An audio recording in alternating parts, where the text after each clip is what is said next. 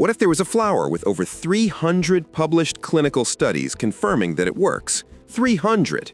Not anecdotal reports, not folk wisdom passed down without evidence, actual peer-reviewed, randomized, placebo-controlled clinical trials conducted at research universities around the world.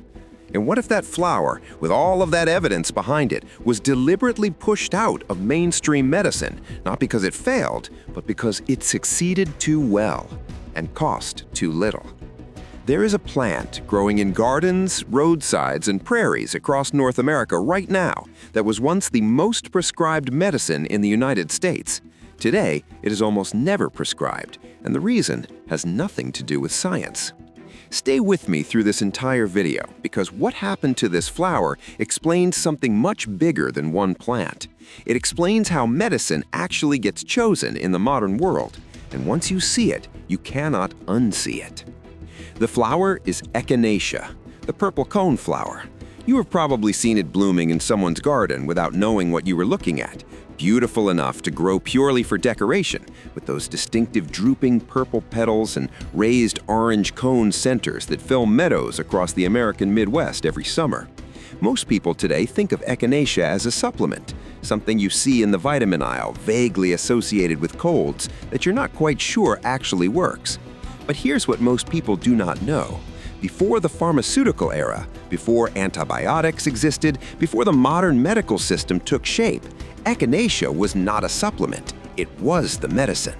And it was considered so powerful that an entire civilization built their healing tradition around it. The Plains tribes of North America, the Lakota, the Cheyenne, the Pawnee, the Kiowa, used Echinacea as the absolute center of their medicinal practice. Not one remedy among many, the remedy. Their primary treatment for infections, wounds, venomous bites, fevers, and immune crisis. When a warrior returned from battle with an infected wound, this was the plant that was reached for first. When a child developed a fever that would not break, this was the plant the healer prepared. Centuries of accumulated observation across dozens of independent tribal nations all pointed at the same purple flower. And when European settlers began interacting with indigenous healers and saw what this plant could do, it did not take long for Western medicine to notice. By the late 1800s, Echinacea had become the single most widely prescribed botanical medicine in the United States. Physicians in the eclectic medical tradition prescribed it routinely for infections, inflammatory conditions, and immune weakness. It was in doctors' offices across the country, it was in pharmacies. It was working. And then something happened that erased it almost overnight. In the 1930s, synthetic antibiotics arrived. Penicillin, sulfonamides, drugs that could be manufactured in factories, standardized into pills, patented and sold at scale. And they worked brilliantly for bacterial infections. The medical establishment made a decision, not based on evidence against Echinacea, but based on economics and ideology. The future of medicine would be synthetic. Anything botanical was reclassified as unscientific folk medicine. Echinacea was not disproven, it was dismissed. Pushed aside without a single study showing it did not work. Simply declared irrelevant because it grew in the ground instead of being manufactured in a laboratory. For most of the 20th century, one of the most effective immune medicines ever used in American medical practice sat in fields and gardens, blooming every summer, completely ignored by the same medical system that had once relied on it. But here's where it gets genuinely difficult for the skeptics to explain away.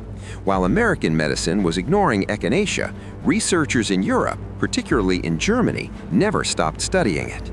And the results kept coming, study after study after study. Over 300 clinical trials published in peer-reviewed journals over the past several decades. Meta-analyses, which pool data from multiple independent studies to find consistent patterns, have confirmed that Echinacea preparations reduce the likelihood of developing upper respiratory tract infections by 50 to 65%. Let that number register. 50 to 65% reduction in the probability of catching a cold. Other analyses confirmed significant reductions in both the duration and severity of illness when infections do occur. These are not marginal findings. These are clinically meaningful outcomes published in respected medical journals and replicated across independent research groups in multiple countries. Now, here is the part that should make you uncomfortable if you have ever been told that herbal medicine is not real medicine. In Germany, echinacea is approved by the Commission E, the German federal regulatory body that evaluates herbal medicines with the same rigor that the FDA evaluates pharmaceutical drugs. German physicians prescribe echinacea for respiratory infections as standard clinical practice, not as complementary medicine, not as an alternative, as a recognized, regulated, evidence-based treatment. The same flower that American medicine dismissed as folk nonsense 70 years ago is being prescribed by doctors in one of the most scientifically advanced countries on Earth. So why is it not prescribed in the United States? The answer is not complicated, it is just uncomfortable. Bringing a drug through the FDA approval process costs, on average, approximately $2 billion. That investment only makes financial sense if the drug can be patented and sold exclusively for years to recover the cost. You cannot patent a flower that grows wild on roadsides across 30 states. There is no return on investment. No pharmaceutical company will spend $2 billion proving something works if anyone can walk outside and pick it. Echinacea was not rejected by science, it was rejected by economics.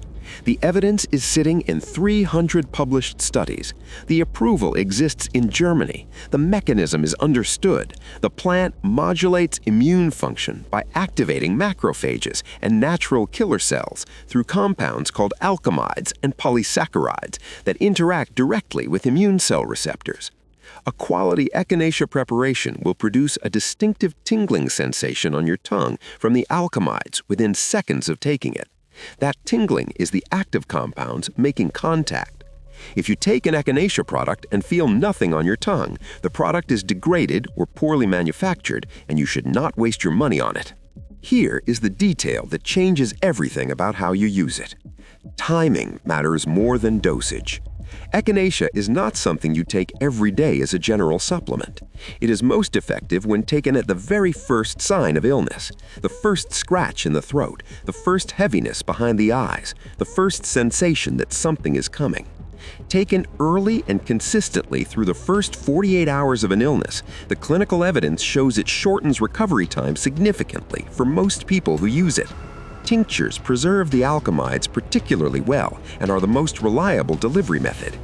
Tea from the dried root also works, though the concentration of active compounds is lower. The Plains tribes who built their healing tradition around this plant did not take it casually. They prepared it with intention, at the right time, in the right form. 300 studies later, modern science is confirming that their method was exactly right. Every ancient healing tradition that encountered this flower recognized what it was. Indigenous nations across an entire continent placed it at the center of their medicine. 19th century American physicians prescribed it as their primary immune treatment. European researchers spent decades producing the clinical evidence. German regulators reviewed that evidence and approved it. And the only medical system on Earth that still refuses to acknowledge what 300 studies have confirmed is the one where the economics do not work. The flower is still blooming. It is still doing exactly what it has always done. The only thing that changed is who profits from your alternatives. If this opened your eyes to something you did not know, hit subscribe and turn on the bell. Every week on this channel, we go deep into one medicine that the ancient world already understood and that modern science keeps confirming. Drop a comment and tell me, did you know about the 300 studies, or is this the first time someone told you the full story? I read every single one. The next video reveals a biblical root that pharmaceutical companies spent billions trying to replicate and failed. You do not want to miss it.